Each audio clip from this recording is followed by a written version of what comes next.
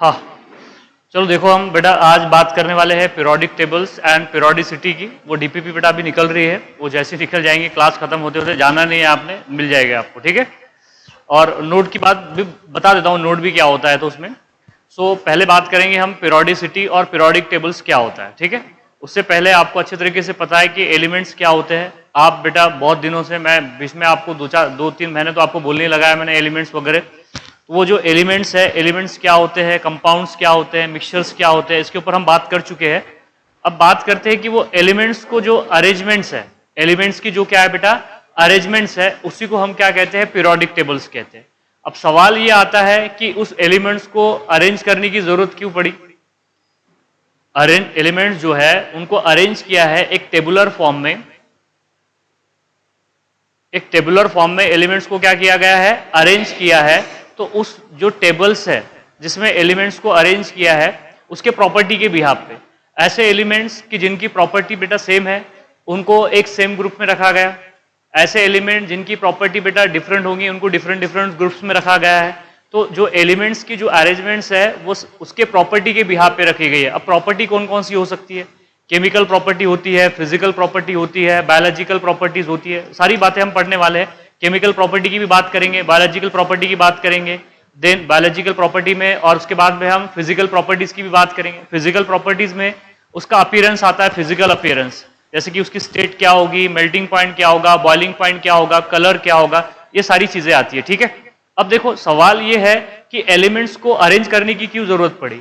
अब मुझे एक बात बताइए, एलिमेंट्स को अगर हमने अरेंज किया तो हम उसकी प्रॉपर्टीज को अच्छे से पढ़ सकते हैं, अच्छे से समझ सकते हैं। हाँ, अगर एलिमेंट्स को अगर हमने अरेंज नहीं किया तो उनकी प्रॉपर्टीज को समझना क्या हो जाता है, डिफिकल्ट हो जाता है। जैसे कि फॉर एग्जांपल मान लीजिए मेरे पास में हजारों किताबें हैं और बेटा मैंने वो इस सारे हजारों किताबें इस डाइस पे यहाँ पे रख दिया, आपको ऐसे इधर उधर रख दिया आपको बिखरा के। और अगर मैं आपसे पूछूं कि बताइए मुझे पर्टिकुलर सब्जेक्ट की, केमिस्ट्री की बोलिए, बायोलॉजी की बोलिए या फिजिक्स की बोलिए, बुक्स चाहिए निकाल के, आपको निकालने में क्या हो जाएगा, देर हो जाएगी, 1 घंटा भी लग सकता है निकालने के लिए। समझ में आ रही ना बात यहाँ पे। वही क्या है बेटा, अब वही हमने क्या किया, उन्हीं किताबों को सब्जेक्ट वाइज एक अलमारी में हमने रखा है। फिजिक्स की अलमारी अलग, केमिस्ट्री की, बायोलॉजी की, एंड देन मैथमेटिक्स, ऐसे अरेंज कर दिया। अब बताइए अगर मैं आपसे गिवन जो भी बुक्स मांगूंगा, आप ज्यादा से ज्यादा आपको 5 से 10 सेकंड लगेंगे निकालने के लिए। समझ में आ रही है ना बात आपको। जैसे कि बेटा आप क्या करते हो, कहीं जाते हो, कहीं अगर जाना है आपको, तो आप क्या करते हो, बैग में या सूटकेस में कपड़े रखते हो कि रखते, कहीं जाना है आपको 8-10 दिनों के लिए, तो ऐसे करते हो क्या, आप एक ऐसे लेते हो, ऐसे गोला मोला करके लेते हो, दबा के रख देते हो उसमें, ऐसे तो नहीं करते है ना। अगर आप ऐसे करोगे तो होगा क्या, आप कम से कम कपड़े उस सूटकेस में रख पाओगे। लेकिन हाँ, वही आप उसे आयरन करके अच्छे से, आप उसे फोल्ड करके अच्छे से रखेंगे तो ज्यादा से ज्यादा आप कपड़े रख सकोगे। समझ में आ रही है ना। तो आपको अरेंजमेंट का एडवांटेज समझ में आ रहा है क्या, कि अरेंज करने की क्यों जरूरत है। इसलिए बेटा एलिमेंट्स को इधर उधर नहीं रखा गया कहीं पे भी, एक टेबुलर फॉर्म में रखा गया है, अरेंज किया गया है, और उसी अरेंजमेंट्स ऑफ एलिमेंट्स को क्या कहते हैं हम, पीरियोडिक टेबल। अब पीरियोडिक टेबल में जो एलिमेंट्स अरेंज है वो इसलिए अरेंज किए गए ताकि हम उनकी प्रॉपर्टीज को समझ पाए, उनकी फिजिकल प्रॉपर्टी, बायोलॉजिकल प्रॉपर्टी या फिर केमिकल प्रॉपर्टीज को। तो सबको समझ में आ गया कि अरेंजमेंट की क्यों जरूरत पड़ी थी। अब देखो क्या हुआ 18 सेंचुरीज में, देखो 18 सेंचुरीज में 31 या 30 के आसपास एलिमेंट डिस्कवर्ड हो चुके थे। आराम से सुनिए आप, 18 सेंचुरीज में 31 के आसपास एलिमेंट डिस्कवर्ड हो चुके थे। तो बेटा सबसे पहला एलिमेंट्स को अरेंज करने का जो काम है वो एक साइंटिस्ट ने किया है, वो that is Leo Sair.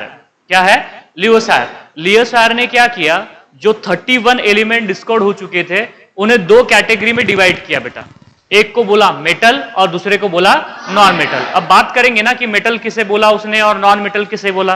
Total उस वक्त में टोटल 31, 18 सेंचुरीज में 31 एलिमेंट डिस्कवर्ड हो चुके थे। उसने, लियो सायर ने मेटल को 2 कैटेगरी में डिवाइड किया, एक को बोला मेटल और एक को क्या बोला, नॉन मेटल।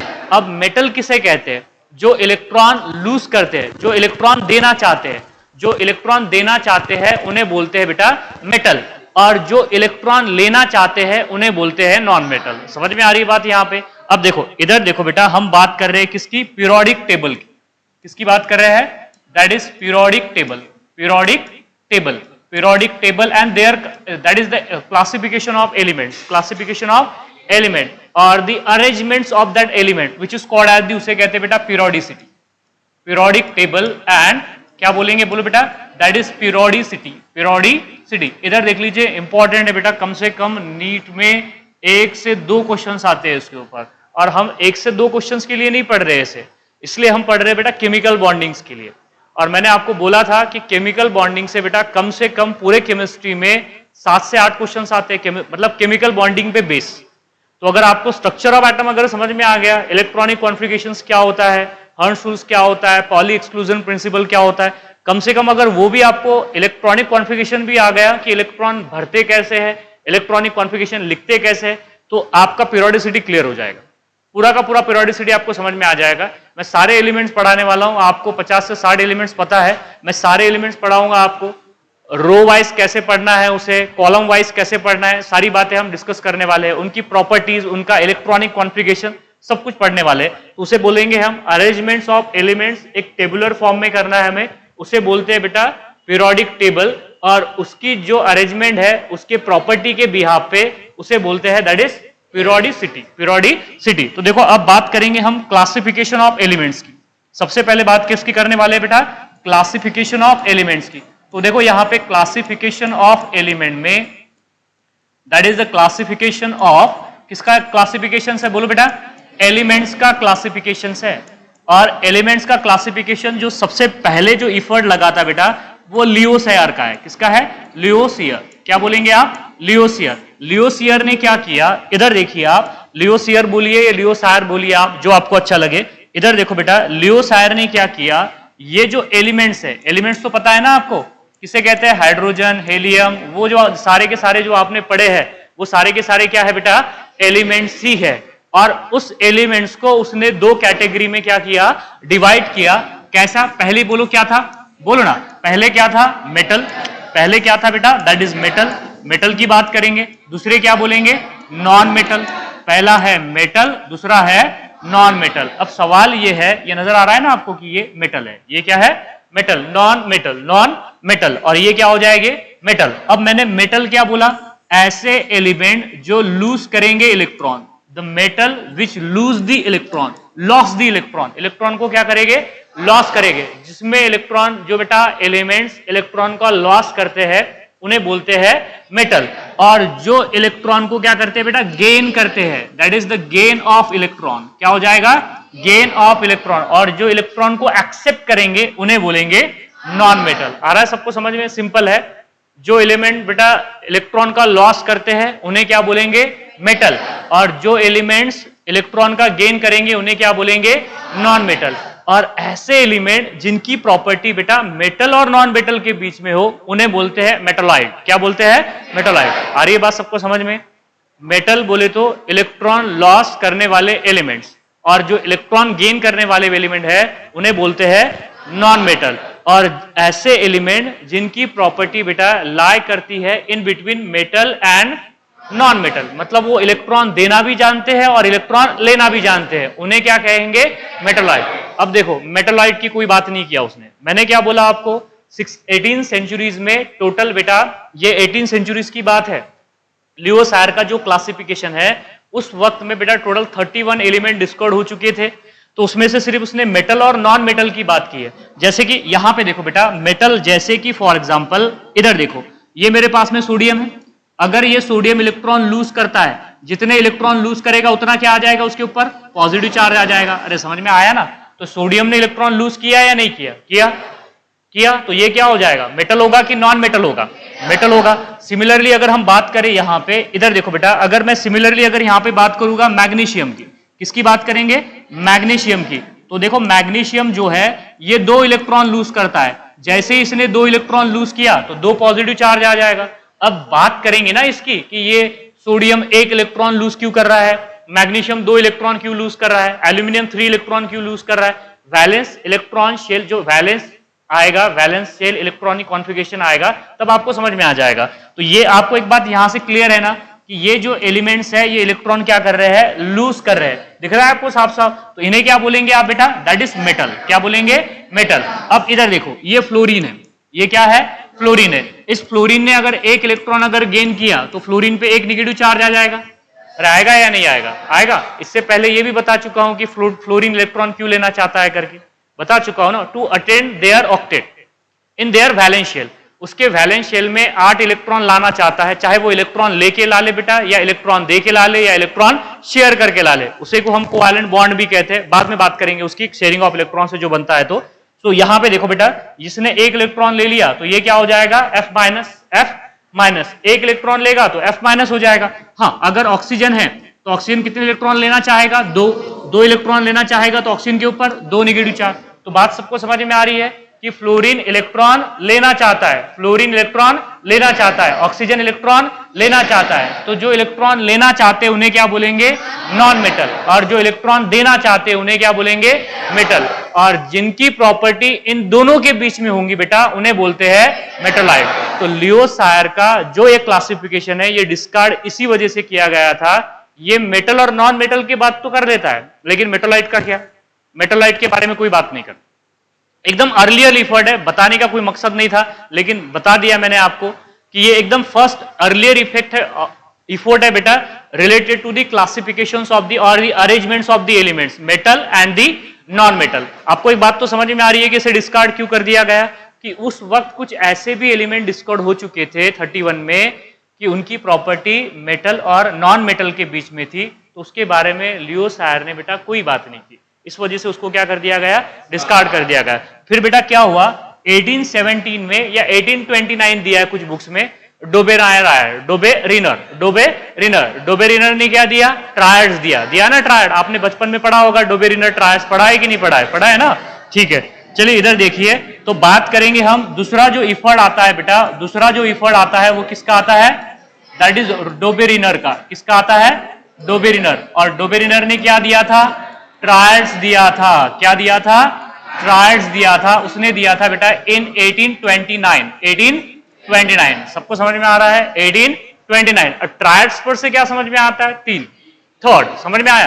तो उसने क्या किया, डोबेरिनर ने क्या किया बेटा, 3 एलिमेंट्स का ग्रुप बनाया, he made the group of 3 elements having similar properties, उनकी प्रॉपर्टीज क्या थी, सेम थी, 3 एलिमेंट्स का ग्रुप बनाया बेटा, और एक ग्रुप में 3 एलिमेंट रखे हैं, और वो तीनों एलिमेंट्स की प्रॉपर्टी क्या थी, सेम थी, उसे बोला उसने ट्रायड्स, क्या बोला उसे, ट्रायड्स। टोटल 4 ट्रायड्स दिए थे उसने, एक ट्रायड्स में कितने एलिमेंट्स होंगे, 3, तो 4 ट्रायड्स में कितने एलिमेंट्स होंगे, 12, मतलब टोटल कितने एलिमेंट्स की बात कर रहा था, 12, और उस वक्त तक के 31, 32 एलिमेंट डिस्कॉर्ड हो चुके थे, बाकी के एलिमेंट का क्या, समझ में आ गया, इसलिए बेटा इसको भी रिजेक्ट कर दिया गया। आपको बात समझ में आ रही है ना, बस इसलिए बता रहा हूं कि जो मॉडर्न पीरियोडिक टेबल्स है वो हम क्यों पढ़ते हैं, मॉडर्न पीरियोडिक टेबल क्यों पढ़ते हैं, ये जो पहले अर्लियर जो इफर्ट थे बेटा वो भी आपको पता होना चाहिए, उन्हें डिस्कार्डेड क्यों कर दिया गया, क्लियर है बात यहां पे। तो देखो डोबेरिनर ने क्या किया बेटा, he made the group of 3 elements, he made the group of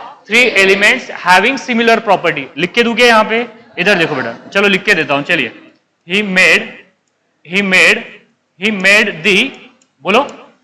the group of how many elements, 3 elements having बोलो ना यार, having similar properties, बेटा इधर ध्यान दो आप, having similar properties। अब कुछ बुक्स में प्रॉपर्टीज में केमिकल प्रॉपर्टीज दिया हुआ है, चलिए मैं प्रॉपर्टीज ही लिख देता हूं, यहां पे नोट्स भी मिलेगी आपको, तो उसमें केमिकल प्रॉपर्टीज दिया है, तो हम most of the physical properties भी सेम हो जाती है, तो मैं केमिकल प्रॉपर्टी उस नोट्स में से भी हटा दूंगा, यहां पे सिर्फ प्रॉपर्टी रखूंगा, अगर मिल भी जाए आपको तो आपने कट कर देना उसको, ठीक है। So that is having similar properties called as, उसे क्या बोला हमने, बोलो बेटा, कॉल्ड एज, उसे बोला है दैट इज ट्रायड्स, क्या बोला बेटा उसे, ट्रायड्स, सबको समझ में आ गया, उसे क्या बोलेंगे बेटा, ट्रायड्स बोलेंगे। अब देखो उसने जो ट्रायड्स बनाए हैं, 4 ट्रायड्स बनाए हैं, और उसने ऐसे देखा कि जो बीच वाला एलिमेंट्स है, पहला एलिमेंट, दूसरा एलिमेंट, तीसरा एलिमेंट, तो जो बीच वाला एलिमेंट है उसका जो एटॉमिक मास है वो दोनों पहले और तीसरे के एवरेज आ रही थी, उनके मास के क्या आ रही थी, एवरेज। इधर देखो हुआ क्या, ये हमने माना 3 एलिमेंट्स है हमारे पास में, 3 एलिमेंट का ग्रुप बनाया 3 एलिमेंट का, ए बी सी, तो जो बी का जो मास है बेटा, ये मतलब ये जो अरेंजमेंट थी ये एटॉमिक मास के बिहाफ पे थी। पता है आपको एटॉमिक मास क्या होता है, तो एटॉमिक मास पता है ना आपको, हाइड्रोजन का 1 होता है, कार्बन का 12 होता है, नाइट्रोजन का 14 होता है ना, तो यहाँ पे भी कुछ एलिमेंट का लिख के बताऊंगा आपको।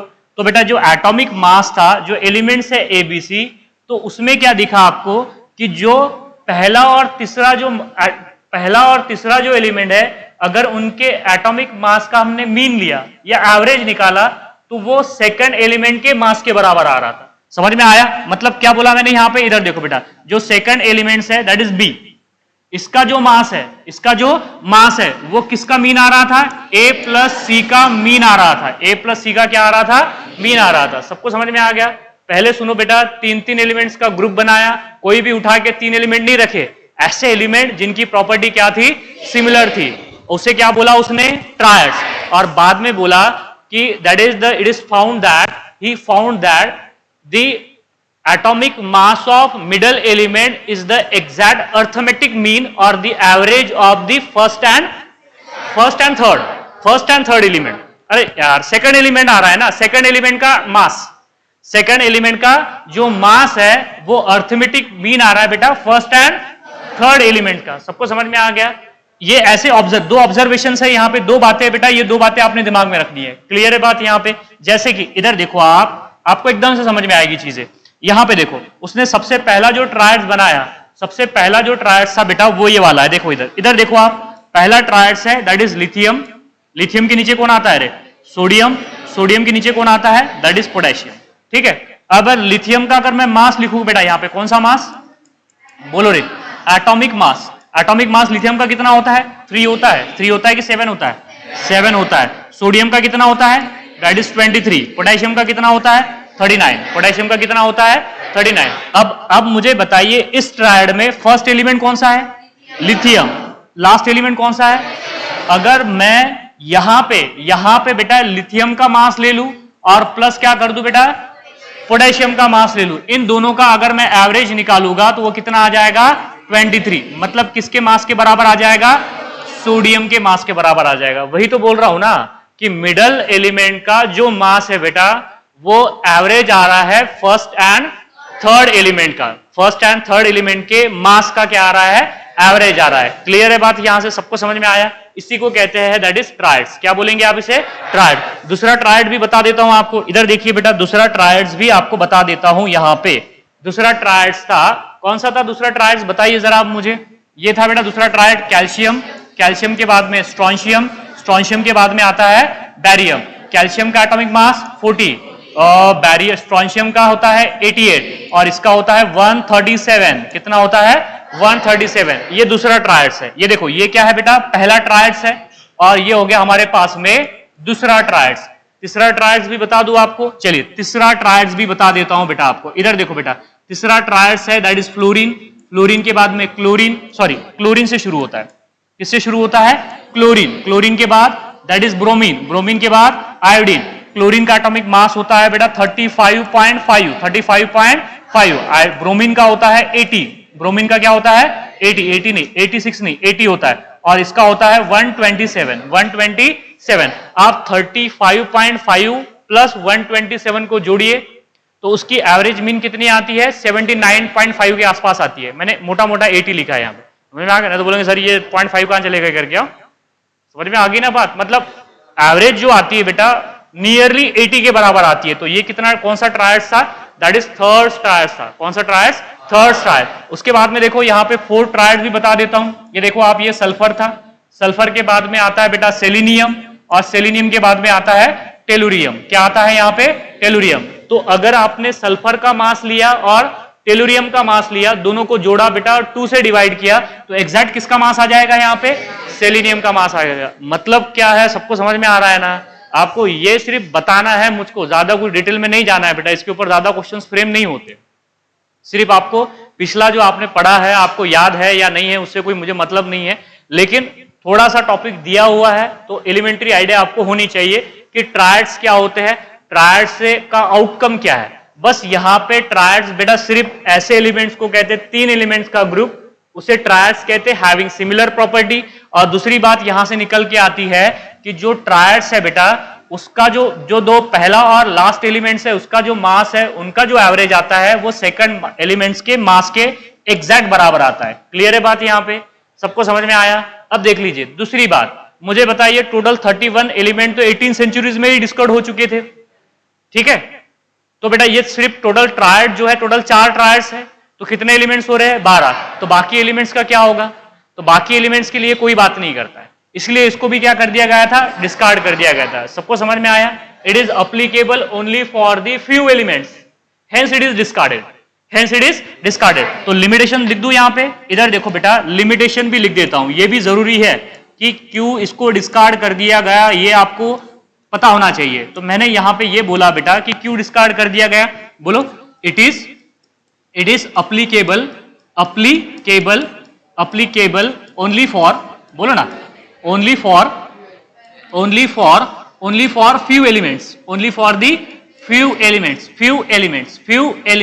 बेटा ये सिर्फ फ्यू एलिमेंट्स की ही बात करता है, hence it is discarded, hence it is, क्या बोलेंगे आप यहां पे? बोलो डिस्कार्डेड, इसे बोलेंगे डिस्कार्डेड कर दिया गया। इसे क्या कर दिया गया? डिस्कार्डेड। सबको समझ में आ गया?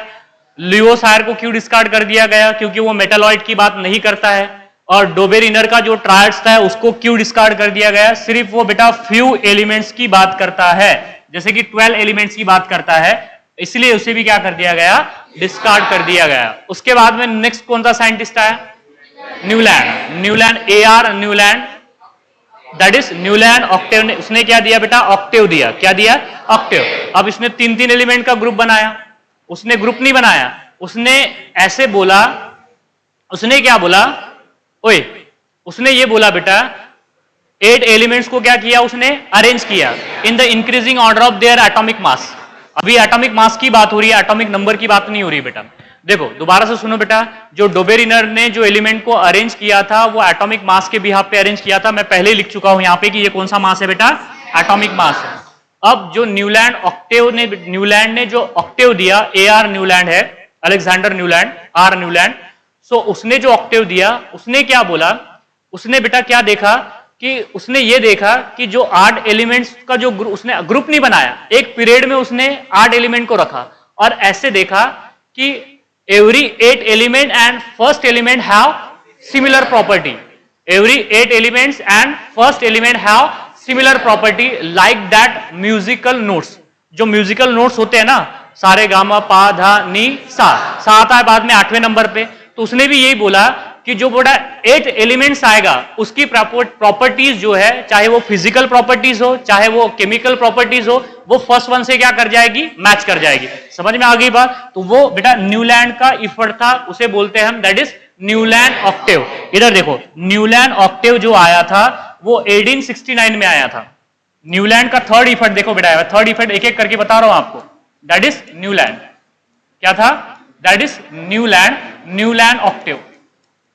न्यूलैंड ऑक्टेव कब आया था? दैट इज 1869 के पास ही आया था। हाँ 1869। इसने क्या किया? इसने बोला कि that is the properties of every 8 element is similar to the first one, like that a musical notes. Musical note, जैसे कि आपको पता है ना म्यूजिकल नोट्स क्या होते हैं, तो क्या लिख के बताना पड़ेगा आपको? नहीं ना बेटा। देखो उसने क्या किया? 8 एलिमेंट्स को अरेंज किया। कैसे एलिमेंट किया? कैसे अरेंज किया? देखो सबसे पहले किया बेटा यहाँ पे लिथियम। लिथियम के बाद में कौन आता है? बेरिलियम। बेरिलियम के बाद में कौन आता है? बोरॉन। मतलब इसने क्या किया? एलिमेंट्स को ऐसे अरेंज किया in the increasing order of their atomic number. Newland arrange the elements in the increasing order of their atomic mass. देखो लिथियम का एटॉमिक मास से ज्यादा किसका होता है? बेरिलियम का। बेरिलियम से ज्यादा होता है बोरॉन। बोरॉन के बाद कार्बन। कार्बन के बाद नाइट्रोजन। नाइट्रोजन के बाद ऑक्सीजन। ऑक्सीजन के बाद फ्लोरीन। नियॉन की बात नहीं की उसने, नियॉन की उसने बात नहीं की बेटा। लिथियम के नीचे कौन आएगा? बोलो सोडियम। सोडियम के नीचे यहां पे कौन आएगा? बोलो ना मैग्नीशियम। मैग्नीशियम के बाद एल्यूमिनियम। एल्यूमिनियम के बाद silicon, then phosphorus, then sulphur, then chlorine. Chlorine के बाद आर्गन को छोड़ दिया उसने। यहां पे कौन आएगा बेटा? पोटेशियम। और यहां पे कौन आएगा? कैल्शियम। इसके बाद में जो भी आगे के एलिमेंट आएंगे उनका मास ज्यादा हो जाएगा, और जिनका मास ज्यादा होता है बेटा उन्हें कहते हैं हेवियर एलिमेंट। क्या बोलते हैं उन्हें? Heavier element. और ऐसे एलिमेंट जिनका मास कम होता है उन्हें बोलते हैं लाइटर एलिमेंट। तो ये सिर्फ लाइटर एलिमेंट के लिए था, not for the heavier element. समझ में आ गई बात? यहां पे इससे आगे आप बोलोगे सर बेटा इधर देखो, आप इधर देख लो, कैल्शियम के आगे जो एलिमेंट्स आते हैं स्कैंडियम, टिटेनियम, हैनेडियम, इन्हें बोलते हैं हेवियर एलिमेंट। तो वो हेवियर एलिमेंट की बात नहीं करता। सीधे बैठ रहे हो तुम, आराम करने के लिए नहीं है यहाँ पे बेटा, पीठ सीधी रखा करो। आप बेटा आपकी उम्र नहीं होगी कि आप आराम से टेके लेके बैठेंगे करके ऐसे, ठीक है। इधर देखो आप, ये आ गया सोडियम, सोडियम के बाद में यहाँ पे magnesium, aluminium, silicon, phosphorus, sulphur, chlorine and then potassium and calcium. इधर देखो बेटा, उसने क्या बोला कि अगर मैं इस पीरियड में अगर बात करें हम लिथियम, इस पीरियड में अगर हम बात करें किसकी, लिथियम की, तो लिथियम पहला एलिमेंट है और लिथियम के बाद में 8वां एलिमेंट कौन सा आ जाएगा, सोडियम। इधर देखो ना आप, ये देखो, ये लिथियम पहला है, 1 2 3 4 5 6 7 और ये 8, मतलब लिथियम और सोडियम की प्रॉपर्टी क्या हो जाएगी, सेम। सोडियम का 8वां एलिमेंट कौन सा है, पोटेशियम, तो सोडियम पोटेशियम की प्रॉपर्टी क्या हो जाएगी, सेम। मैग्नीशियम का 8वां एलिमेंट कौन सा है, कैल्शियम, तो कैल्शियम और मैग्नीशियम की प्रॉपर्टी क्या हो जाएगी, सेम। और बेरिलियम का 8वां एलिमेंट कौन सा है, मैग्नीशियम, तो इनकी प्रॉपर्टी क्या हो जाएगी, सेम। यही कहना था उसका कि that is first and 8 elements having similar property और सेम प्रॉपर्टी। क्लियर है बात यहाँ पे।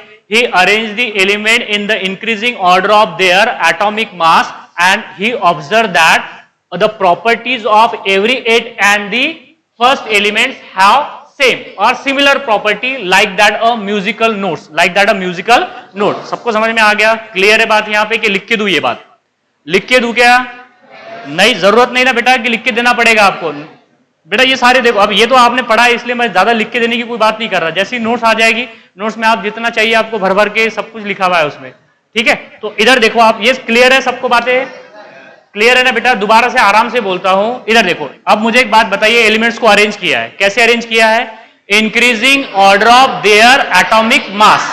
और उसके बाद में क्या ऑब्जर्व हुआ उसने, उससे ऐसे ऑब्जर्व हुआ कि पहले और 8वें एलिमेंट की या 8वें और पहले एलिमेंट की जो प्रॉपर्टी क्या थी, सेम थी। बस इतनी सी बात है। इस अरेंजमेंट को ही क्या कहते हैं हम, that is Newland octave, Newland octave. और न्यूलैंड ने जब ऑक्टेव दिया था 1869 में, उस टाइम में टोटल 56 एलिमेंट डिस्कवर्ड हो चुके थे। कितने एलिमेंट डिस्कवर्ड हो चुके थे, 56। लेकिन ये कुछ लाइटर एलिमेंट की बात करता है, हेवियर एलिमेंट की बात करता है क्या, नहीं करता है, इसलिए इसको क्या कर दिया गया, डिस्कार्ड। और कुछ दूसरी बात, फ्लोरीन के बाद में कौन आता है रे, नियॉन, और क्लोरीन के बाद में कौन आता है, आर्गॉन। तो कुछ नोबेल गैस भी उस वक्त डिस्कवर्ड हो चुके थे, कुछ नोबेल गैस भी उस वक्त डिस्कवर्ड हो चुके थे। नोबेल गैस की कोई बात नहीं करता, he didn't consider the noble gas. तो इसके कितने लिमिटेशंस हो गए, 2। पहला लिमिटेशंस क्या है, it is suitable for lighter element, not for the heavier element. Heavier element की बात करता है क्या, नहीं करता है। क्या ये नोबेल गैस की बात करता है, नहीं है, इसलिए इसको क्या कर दिया गया, डिस्कार्ड। तो बात सबको समझ में आ रही है कि इसके लिमिटेशंस क्या हो गए। तो बेटा लिख के दे रहा हूं यहां पे लिमिटेशंस, इधर देखिए, ये इंपॉर्टेंट है, ये बातें इंपॉर्टेंट है, वो लिख के दे रहा हूं आपको, वो भी बातें इंपॉर्टेंट है। ऐसी कोई बात नहीं कि पता होना चाहिए कि हो क्या रहा है करके, ठीक है। इधर देख लीजिए, इधर देखो बेटा, पहला लिमिटेशंस क्या है, इट इज, बोलो ना, इट इज सुटेबल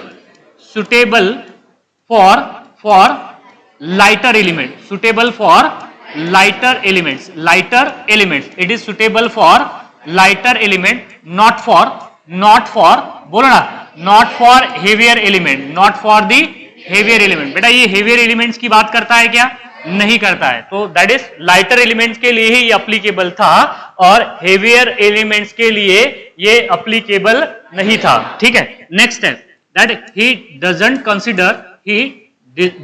और did not consider which elements, बोलो, दैट इज नोबेल गैस। जो भी बेटा नोबेल गैस है और नोबेल एलिमेंट्स है, उनको कंसिडर नहीं करता कि वो कहां होंगे, उनकी प्रॉपर्टी कैसे, क्योंकि उस वक्त में टोटल 56 एलिमेंट डिस्कवर्ड हो चुके थे। तो 56 में से देखो तकरीबन उसने क्या किया बेटा, 15 से 16 एलिमेंट के लिए बात कर रहा है, टोटल 18 एलिमेंट्स है, 18 एलिमेंट्स के लिए बात कर रहा है। इसके आगे का एलिमेंट जो है उनके लिए बेटा ये अप्लीकेबल नहीं था, इसलिए मैंने बोला है कि ये हेवियर एलिमेंट्स के लिए अप्लीकेबल नहीं है। और दूसरी बात बेटा, ये नोबेल गैस कहां पे होंगे, उनके बारे में, उनकी पोजीशंस क्या होगी, वो कहां पे मौजूद होंगे, किसके बाद होंगे, इसके बारे में कोई बात नहीं करता है, इसलिए इसको भी क्या कर दिया गया था, डिस्कार्ड कर दिया गया। सबको समझ में आ गया, क्लियर है। अब देखो उसके बाद में एक और साइंटिस्ट है जिनका नाम है लूथर मेयर। आपने शायद नहीं पढ़ा होगा लूथर मेयर, लेकिन लूथर मेयर का एक बेटा, लूथर मेयर ने एक कर्व दी थी जिसे हम लूथर मेयर कर्व बोलते हैं। और वो उसकी कुछ बातें अभी तक वैलिड है, वो सबसे अच्छा इफर्ट था।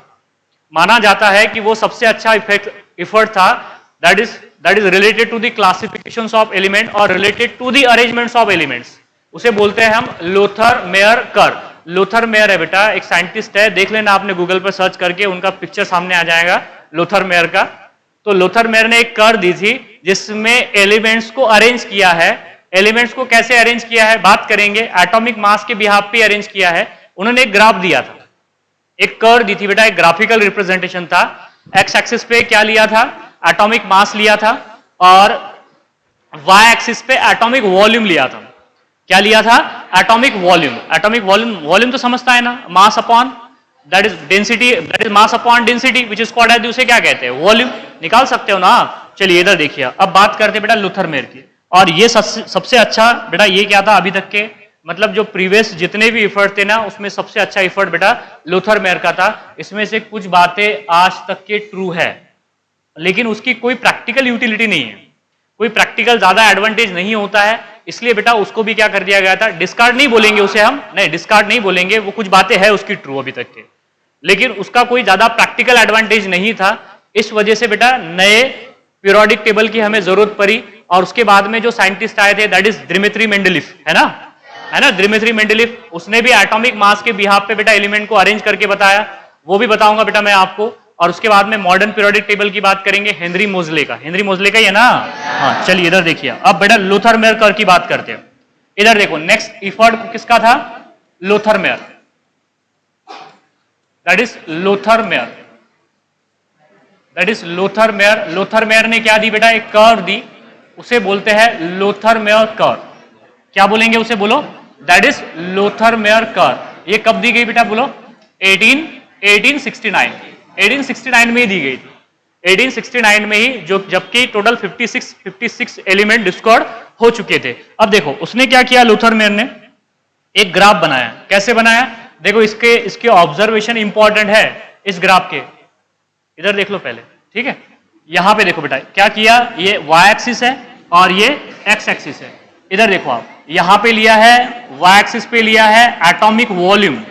क्या लिया है, एटॉमिक वॉल्यूम, एटॉमिक वॉल्यूम। और यहां पे लिया था बेटा that is atomic mass, atomic mass. Atomic mass किस में लिया जाएगा, एएमयू में, है ना, एएमयू में।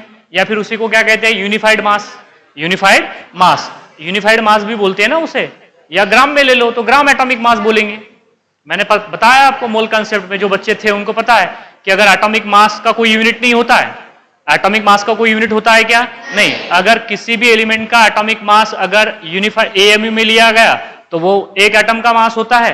हाँ, अगर वही ग्राम में लिया गया तो वो एवोगाड्रोस नंबर ऑफ एटम का मास होता है, जिसे हम 1 मोल भी कहते हैं। क्या बोलते हैं उसे, 1 मोल भी कहते हैं। उसमें कुछ नहीं है यार, बच्चों को लगता है मोल कंसेप्ट वैसे कि कुछ है करके, कुछ नहीं होता है उसमें, ठीक है। आप खामखा उसका बच्चों ने क्या बनाया है, एक क्या बनाया है पता है, एक व्यू बनाया है कि नहीं वो डिफिकल्ट होता है, ऐसा होता है, अमका होता है, ऐसे कुछ नहीं होता है, ठीक है।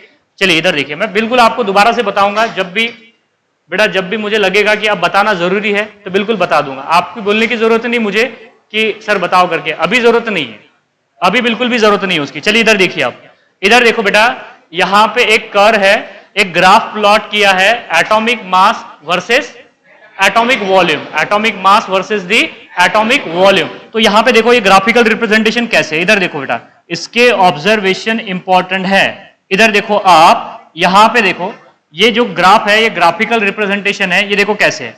इधर देखो आप, ये यहां से शुरू होगा, फिर बढ़ेगा, फिर घटेगा, फिर बढ़ेगा, फिर घटेगा, फिर बढ़ेगा, फिर घटेगा, ऐसे कुछ, ठीक है, ऐसे कुछ ग्राफिकल। अब ये जो है बेटा, ये ऐसे कुछ मतलब वो जो है, ये देखो यहां पे जैसे जैसे एटॉमिक नंबर बढ़ेगा वैसे वैसे एटॉमिक वॉल्यूम बढ़ता चला जाएगा। नजर आ रहा है ना, ऐसी है ना। अरे इसका मतलब यही है ना। इधर देखो बेटा, दोबारा से देखो, पहले घटेगा, फिर बढ़ेगा, फिर घटेगा, फिर बढ़ेगा।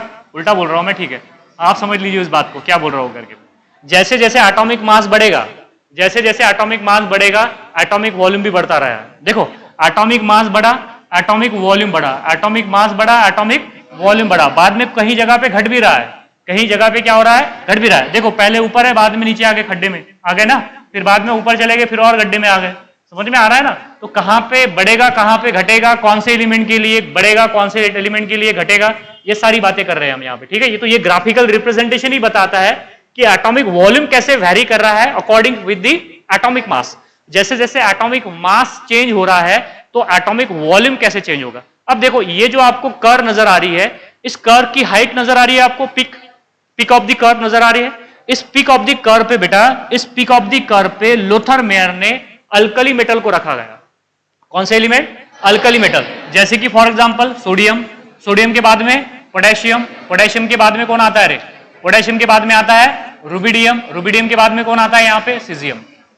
देखो क्या किया, सीजियम ही है, सीजियम बोलते हैं उसे। इधर देखो बेटा, उसने क्या किया, पिक ऑफ द कर्व पे किसको रखा? अल्कली मेटल को। कौन से मेटल है ये? Alkali metal. देखो यहां पे लिख के भी बताता हूं साइमल्टेनियसली, जो अल्कली मेटल है, कौन से मेटल बेटा बोलो? Alkali metal. कौन से मेटल? Alkali metal. मेटल होते हैं सारे के सारे ये। अभी तो बताया सोडियम में से इलेक्ट्रॉन निकाल के, बताया ना। तो सिमिलरली जैसे सोडियम में से इलेक्ट्रॉन निकलता है, ओए सोडियम में से इलेक्ट्रॉन निकलता है, रुबिडियम में से भी निकलता है, पोटेशियम में से निकलता है और सीजियम में से भी एक ही इलेक्ट्रॉन निकलता है। तो ये जो सारे अल्कली मेटल है, this alkali metals are place at the peak of the curve, are place at the peak of the curve. इसको थोड़ा सा इधर डिस्प्लेस कर देते हैं ताकि लिखने के लिए हमें जगह मिल जाए, ठीक है। ये देखो ये कहां पे रखे गए अल्कली मेटल, बोलो बेटा कहां पे रखे गए रे? Peak of the curve, curve के कहां पे रखे गए बेटा? पीक पे रखे गए। कौन कौन से है अल्कली मेटल जरा बताइए मुझे आप, बोलो कौन कौन से है रे? जैसे कि सोडियम हो गया, सोडियम के बाद पोटेशियम, पोटेशियम के बाद रुबिडियम, रुबिडियम के बाद में सीजियम एक्सेट्रा। एक और होता है फ्रांसियम, छोड़िए उसकी बात नहीं करते क्योंकि वो पागल एलिमेंट है, मतलब रेडियो एक्टिव एलिमेंट्स है। कौन सा एलिमेंट है? Radio active element. मतलब पागल का मतलब क्या है कि पता है ना, पागल लोग क्या करते हैं, किसी को अगर कोई उन्हें पत्थर वत्थर नजर आया तो पत्थर मारते हैं कि नहीं मारते? हो मारते हैं ना, तभी तो उन्हें क्या कहते हैं हम पागल। उसके बाद जाते नहीं, आप जाते क्या? नहीं जाते ना। तो बेटा फ्रांसियम जो है उसके पास अगर आप गए तो वो अल्फा बीटा गामा मारता है, समझ में आ रहा है, इसलिए उसे पागल एलिमेंट बोला। चलिए ठीक है, नहीं बेटा ऐसी बात नहीं बोल रहा कि मुंह में से आ गया तो कुछ भी जोड़ दिया है, नहीं बेटा उसे आप रेडियो एक्टिव बोलते हैं। क्या होता है? Radio active. रेडियो एक्टिव मतलब they emit the alpha beta and gamma radiations, ठीक है। तो आपको बात समझ में आ गई। जो बेटा जितने भी अल्कली मेटल है, कौन कौन से अल्कली मेटल है? Sodium, potassium, rubidium and caesium, कहां पे गए रखे गए? लोथर मेयर में, पीक ऑफ द कर्व। मतलब यहां से एक बात समझ में आ रही है आपको कि जो जितने भी अल्कली एलिमेंट्स है, जितने भी अल्कली मेटल है, उसमें सीजियम का एटॉमिक वॉल्यूम सबसे ज्यादा होगा। समझ में आ गई बात? ये बात आज तक की ट्रू है कि सीजियम का atomic volume among the all elements in the periodic table, जो 112 118 एलिमेंट है ना, उसमें सबसे ज्यादा एटॉमिक वॉल्यूम किसका है? सीजियम का। ये अभी तक की बात ट्रू है, ये यहां से निकल के आता है लोथर मेयर से। समझ में आ गई बात? क्लियर है? नेक्स्ट देख लीजिए, एक बात तो समझना पड़ेगा आपको कि जो अल्कली मेटल है वो पीक ऑफ द कर्व पे रखे गए। कहां रखे गए? पीक ऑफ द कर्व पे। देखो सोडियम के बाद में कौन आता है रे? बोलो बेटा सोडियम के बाद में कौन आता है? दैट इज सोडियम के बाद में आता है, दैट इज मैग्नीशियम। क्या आता है? मैग्नीशियम। तो देखो ये मैग्नीशियम यहां पे रखा गया है, ये मैग्नीशियम, ये देखो यहां पे मैग्नीशियम है, यहां पे मैग्नीशियम है। मैग्नीशियम के पोटेशियम के बाद में कौन आता है? कैल्शियम। कैल्शियम रुबिडियम के बाद में कौन आता है?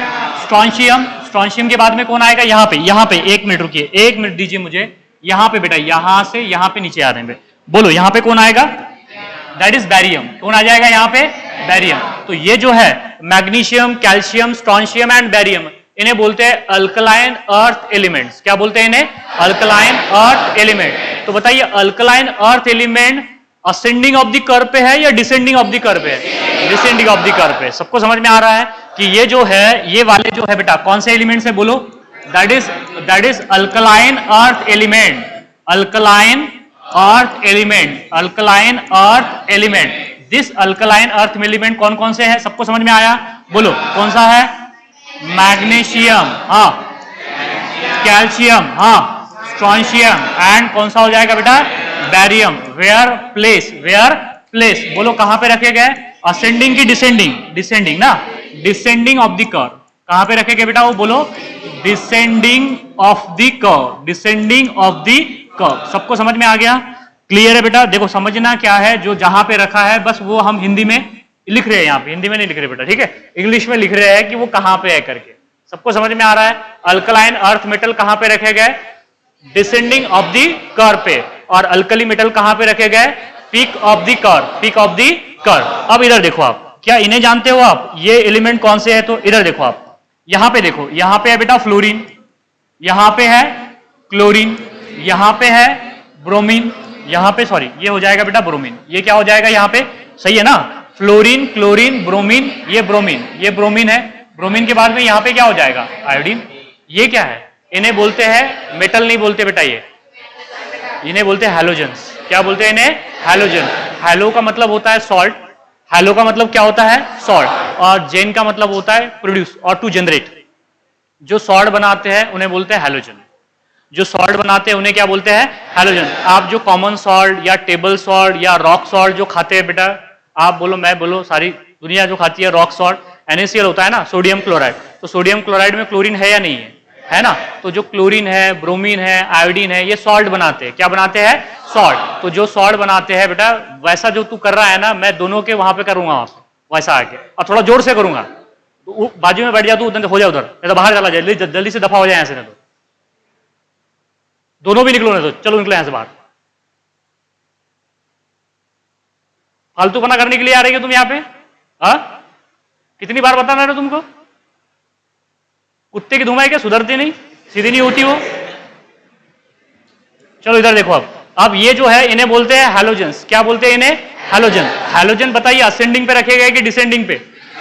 असेंडिंग ऑफ द कर्व पे, असेंडिंग ऑफ द कर्व। देखो तीन बातें यहां से अभी तक के दो बातें हो चुकी है, तीसरी बात बता रहा हूं कि फ्लोरीन हो, क्लोरीन हो, ब्रोमीन हो या फिर आयोडीन हो, कहां रखे गए बेटा? ये असेंडिंग ऑफ द कर्व पे, that is halogens, that is halogens. Halogens कौन कौन से है हैलोजन? फ्लोरीन, क्लोरीन, ब्रोमीन और एक होता है आयोडीन। एक क्या होता है? आयोडीन। एक और भी होता है एस्टाटीन, लेकिन वो भी रेडियो एक्टिव है। वो भी क्या है? Radio active. That's a halogens are place ascending of the curve. सही है ना? एक मिनट रुकिए, ये गलत हो गया। That is ascending of the curve, ascending of the curve. Ascending of the curve पे कौन से एलिमेंट्स रखे गए बेटा? हैलोजेंस रखे गए। कहां क्या रखे गए? हैलोजन। अब एक देखो, इधर देखो आप, एक एलिमेंट और बता देता हूं आपको। इधर देखो बेटा, कलर चेंज करना पड़ेगा मुझे, चलिए ये वाला ले लेते हैं। चलिए ठीक है, इधर देखो, यहां पे है, यहां पे एक एलिमेंट ध्यान में रखना, यहां पे है हीलियम, लेकिन ये अल्कली मेटल नहीं है, ये एक्सेप्शन है इसका। ये इसका एक्सेप्शन है कि अल्कली मेटल को भी पिक, अल्कली मेटल तो पिक पे है सारे के सारे, लेकिन एक्सेप्ट हीलियम, हीलियम भी पिक पे रखा गया है। हीलियम भी पिक पे रखा गया है। हीलियम के बाद में यहां पे कौन आता है बोलो? हीलियम के बाद में कौन आता है यहां पे? बोलो ना। यहां पे आता है लिथियम, लिथियम के बाद में बेरिलियम, बेरिलियम के बाद में बोरॉन, बोरॉन के बाद में कार्बन। समझ में आ गया ना? तो ये जो लिथियम के बाद में बेरिलियम, बोरॉन, कार्बन, ये जो है ये नॉन मेटल है। ये क्या है? Non metal. नॉन मेटल कहां पे रखे गए? बॉटम ऑफ द कर्व पे, बॉटम ऑफ द कर्व पे। इधर देखो, मैग्नीशियम के बाद में कौन आता है? एल्यूमिनियम। तो एल्यूमिनियम एक लौता एक ऐसा एलिमेंट है, ये मेटल है बेटा, ये क्या है? मेटल है, जो कहां पे रखा गया? बॉटम में रखा गया। समझ में आ गई बात? ये जो है ये रिप्रेजेंटेटिव एलिमेंट्स है। रिप्रेजेंटेटिव एलिमेंट में से सिर्फ एक ही रिप्रेजेंटेटिव एलिमेंट है, दैट इज एल्यूमिनियम। ये कहां पे रखा गया? बॉटम ऑफ द कर्व पे। हाँ, अगर आप कैल्शियम के बाद में अगर बात करोगे, कैल्शियम से अगर आगे जाओगे बेटा, तो जितने भी ट्रांजिशन एलिमेंट्स है, जैसे कि अगर हम लेंगे यहाँ पे scandium, then titanium, then vanadium, then chromium, chromium के बाद में मैग्नीज, मैग्नीज के बाद में आयरन, इन्हें बोलते हैं बेटा ट्रांजिशन एलिमेंट। क्या बोलते हैं इन्हें? Transition element. तो ये ट्रांजिशन एलिमेंट भी बॉटम पे रखे गए। देखो जितने भी नॉन मेटल्स है ना, most of the non metal bottom पे रखे गए, इसमें कोई दोहरा ही नहीं बेटा। जितने भी नॉन मेटल्स है वो कहां रखे गए? बॉटम ऑफ द कर्व में। और दूसरी बात, एक रिप्रेजेंटेटिव एलिमेंट है दैट इज एल्यूमिनियम, वो भी कहां रखा गया? बॉटम में। और ट्रांजिशन एलिमेंट भी कहां रखे गए? बॉटम में। ऐसा नहीं है कि इतनी ट्रांजिशन एलिमेंट है, टोटल बेटा 36 ट्रांजिशन एलिमेंट है, 40 नहीं है, 40 नहीं है। जो डी ब्लॉक एलिमेंट्स बोलते हैं बच्चे की वो ट्रांजिशन एलिमेंट्स है, वो नहीं बेटा। उसमें से जो है सिर्फ और सिर्फ 36 ही ट्रांजिशन एलिमेंट है। तो उसमें से मैंने आपको यहाँ पे कुछ 4-5 एलिमेंट बता चुका हूं। तो आपको बात क्लियर है यहां से? देखो यहां से इसके 3-4 जो आउटकम निकलते हैं वो सारी बातें आपको पता होनी चाहिए बेटा। सबसे पहली बात है कि अल्कली मेटल कहां पे रखे गए बोलो? Peak of the curve. कहां पे रखे गए? Peak of the curve. दूसरी बात, अल्कलाइन अर्थ मेटल कहां पे रखे गए? Descending of the curve. और तीसरा आउटकम है हैलोजेंस कहां पे रखे गए? Ascending of the curve, ascending of the curve. और most of the non metal कहां पे रखे गए बेटा? Bottom of the curve. और साथ साथ एक रिप्रेजेंटेटिव एलिमेंट्स है दैट इज एल्यूमिनियम, ये भी कहां पे रखा गया है, बॉटम ऑफ द कर्व पे, और ट्रांजिशन एलिमेंट भी कहां रखे गए हैं, बॉटम ऑफ द कर्व। समझ में आ गया? दैट इज यहां पे लिख दूं क्या कि ट्रांजिशन एलिमेंट आर आल्सो मैं पूरा लिख देता हूं बेटा, पूरा लिख देता हूं, इधर देख लीजिए, transition element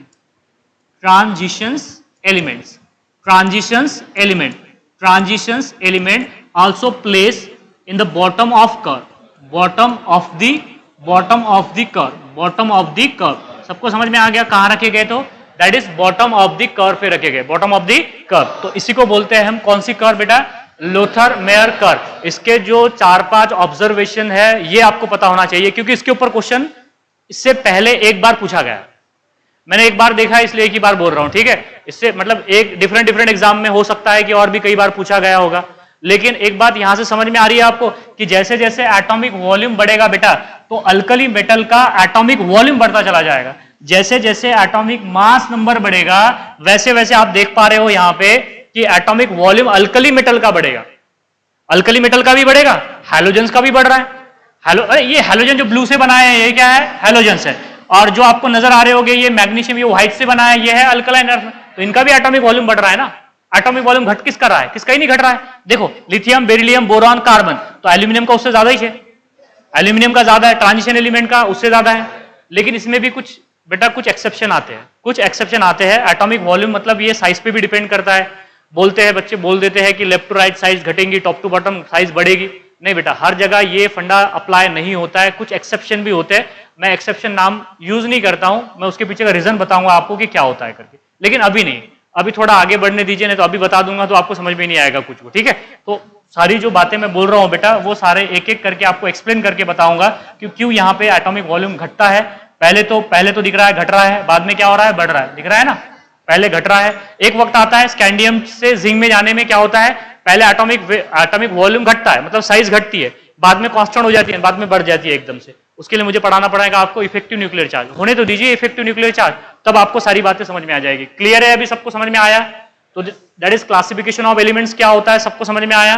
classification of elements की क्यों जरूरत पड़ी, क्योंकि एलिमेंट्स की प्रॉपर्टीज को समझना है। एलिमेंट की प्रॉपर्टी को अगर समझना है तो बेटा आपको एलिमेंट्स को अरेंज ही करना पड़ेगा। तो एलिमेंट को अरेंज करने में 4-5 साइंटिस्ट ने पहले वर्क किया है बेटा, उनको रखने में in the form of tables. That table is which is called as the periodic table. अरे एक डब्बे में रखा है ना उनको एलिमेंट्स को, उन्होंने उसी डब्बे को क्या बोलते हैं, पीरियोडिक टेबल। आने दीजिए, अभी वो आएगा मेंडलीफ का, बात करेंगे उसके बाद में मेंडलीफ के बाद में मोज़ले का भी आएगा, उसकी भी बात करेंगे हम, ठीक है? ये क्लियर है सबको यहां से? क्या एक बार रिवाइज करा दूं? आ गया सबको समझ में? पहला क्या था बेटा, लियोसायर, मेटल एंड नॉन मेटल। जो इलेक्ट्रॉन देते उन्हें क्या बोलेंगे, मेटल। जो इलेक्ट्रॉन लेते उन्हें क्या बोलेंगे, डोबेरिनर ने क्या दिया, ट्रायड्स। 3-3 एलिमेंट का ग्रुप बनाया, उसे क्या बोला, ट्रायड। कोई भी उठा के 3 एलिमेंट ले लिए क्या, नहीं, ऐसे एलिमेंट जिनकी प्रॉपर्टी क्या थी, सेम, उसे क्या बोला, ट्रायड। और दूसरा ये देखा उसने कि फर्स्ट और थर्ड एलिमेंट का एटॉमिक मास का एवरेज क्या आ रहा था बेटा, मिडल एलिमेंट के एटॉमिक मास, मिडल एलिमेंट का एटॉमिक मास, इसे बोलते हैं डोबेरिनर ट्रायड्स। डोबेरिनर ट्रायड सिर्फ फ्यू एलिमेंट्स की बात करता है, इसलिए उसको क्या कर दिया गया, डिस्कार्ड कर दिया गया, ठीक है? दूसरी बात हमने बेटा न्यूलैंड आया, न्यूलैंड ने क्या बोला, न्यूलैंड ने एलिमेंट्स को अरेंज किया in the increasing order of their atomic mass, and he observe that the properties of every 8 element is similar to the first one, like that musical notes, और दूसरी बात उसने क्या बोला बेटा, उसके कुछ लिमिटेशन है, it is applicable for the few element, suitable elements, not for the heavy elements. Lighter element के लिए अप्लीकेबल था, हेवी एलिमेंट के लिए अप्लीकेबल नहीं था। दूसरी बात, दैट इज नोबेल मेटल को कंसीडर करता है कि नहीं करता है, नहीं करता है बेटा। नोबेल मेटल हेलियम, नियॉन, अर्गॉन उस वक्त डिस्कवर्ड हो चुके थे, बात नहीं करता है, समझ में आ गई? फिर बेटा लूथर मेयर ने ग्राफ प्लॉट किया बेटा, एटॉमिक मास वर्सेस दी एटॉमिक वॉल्यूम, और एटॉमिक अल्कली मेटल कहां पे रखे गए, पीक ऑफ द कर्व पे। अल्कलाइन अर्थ मेटल कहां पे रखे गए, डिसेंडिंग ऑफ द कर्व पे। हैलोजन कहां पे रखे गए, असेंडिंग ऑफ द कर्व पे। सबको समझ में आ गया, क्लियर है? इसके आगे का हम कल कंटिन्यू करेंगे, सिर्फ मुझे 2 मिनट में ऑर्बिटल बताने दीजिए। तनिष वो बंद कर दे दो जब तक की, बस 2 मिनट में ऑर्बिटल की बात करते हैं, उससे पहले 1 मिनट।